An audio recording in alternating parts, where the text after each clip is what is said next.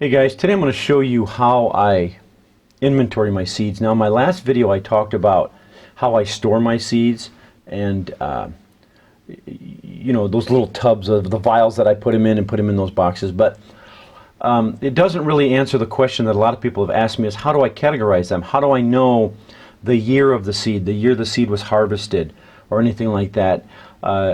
So this is what this is going to answer. I promised in my video that I was going to show you the spreadsheet that I use. I created this years ago, and I've been using it without fail. So let me show you this. Let me go ahead and click on that, and basically it's going to bring up the spreadsheet. Now, I use OpenOffice.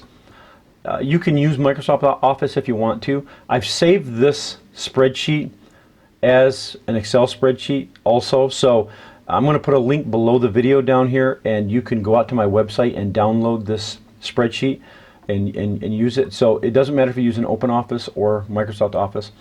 I use OpenOffice because it's free, and I can't justify spending the money because I don't use Excel and all those and Word. I mean, I use them, but basically Microsoft doesn't have anything embedded in their software that I can't do with OpenOffice. So when it comes to Word and things like that, to me, OpenOffice does everything I need it to do. So, but if you have Microsoft Office, then by all means, this will work too. So, anyways, basically, when you open this, if you look at the top here, it says vegetable or fruit, and then it will say variety, days to maturity, seed viability. This is how long the seed will last under normal storing conditions. Isolation. This is how far apart you need to grow each variety so they don't cross-pollinate. And then how it's pollinated, whether it's with it's self-pollinated, wind-pollinated, or by insect. If you don't need that row, you can always delete that row too. Now I put this row in here, type. This is good for people that grow, if you want to add your tomatoes into this database. I have a separate one for tomatoes, but if you want to put your tomatoes and stuff in here, you could put whether it's determinate or indeterminate. I use it for things like, let me go down here, like onions, intermediate day, long day, things like that. And I put a bunch of vegetables in here so you can kind of get an idea how this is. I just copy and pasted a bunch of them from my own spreadsheet.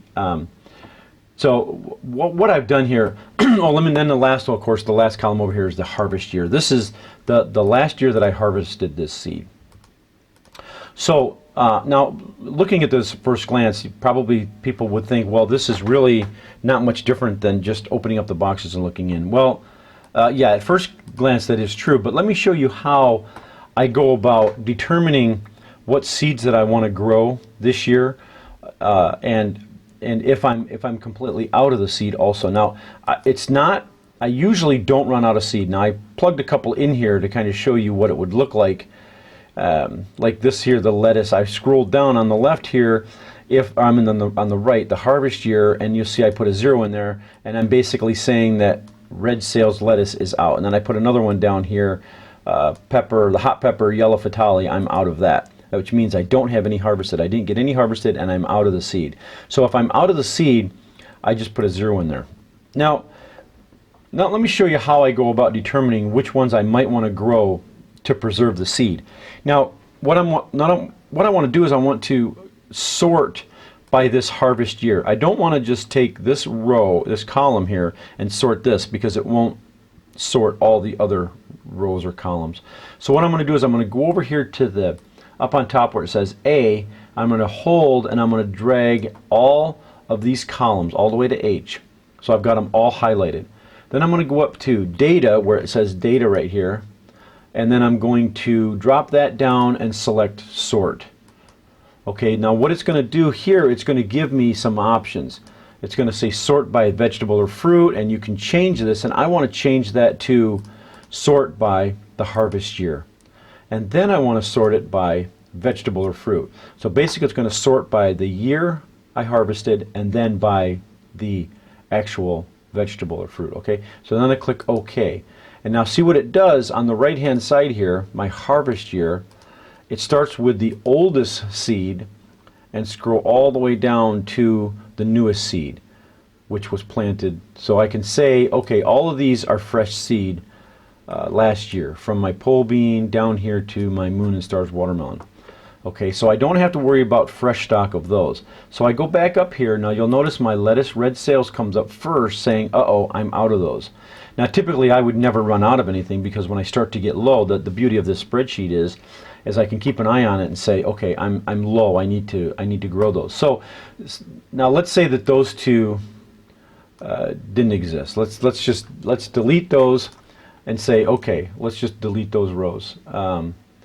And say, okay, I'm starting off here 2007. Okay, so I'm looking at this saying, whoa, I go all the way back to 2007, which means that my watermelon, my Carolina Cross watermelon, I last harvested that in 2007. So if I'm going to grow watermelon this year, I need to make sure that I get some fresh stock of that. So what I'm going to do is grow Carolina Cross this year. Now, of course, if that's not my favorite watermelon, I'm going to go down and say, I'm going to grow this plus my favorite. So I'm not just growing stuff to preserve the seeds, I'm growing stuff that I like and to preserve the seed. So then my next one, I look at this and I say, okay, hot pepper Chiltepin 2008. Okay, now that one was kind of a misstep, because number one, Chiltepins are really hard to grow from seed, and secondly, hot pepper seeds don't last typically that long. 2008, we're looking at 6 years. So that one there should not have been, I should have looked at this, a couple years ago and say, wait a minute, I got to get that grown out. So this is how this basically works. Then I look down here and I say, oh, Dill's Atlantic Giant. The last time I harvested that was in 2008. And then my watermelon, I got 2 watermelons here that were 2008 Jubilee and Stone Mountain. So this is how I basically decide what I'm going to grow out.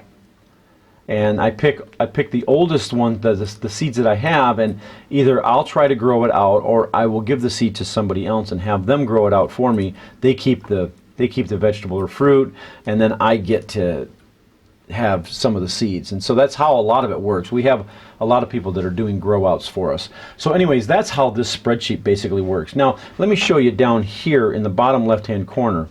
You see where it says veggies, herbs, and tomatoes? I've got different sheets here. So let me go to the tomatoes and show you what I've got. Now the tomato is basically the same. I just plugged in a bunch of different ones here on the left, and I didn't add any of this stuff here. You can add your own if you want to. This one, the header is a little bit different. It has the variety, the days to maturity, the viability of the seed, which that row you could actually do away with, because most people, the consensus is 5 years for tomatoes, and so you could actually just click on this C and then hit delete column, and you can just delete that column. Boom, it's gone.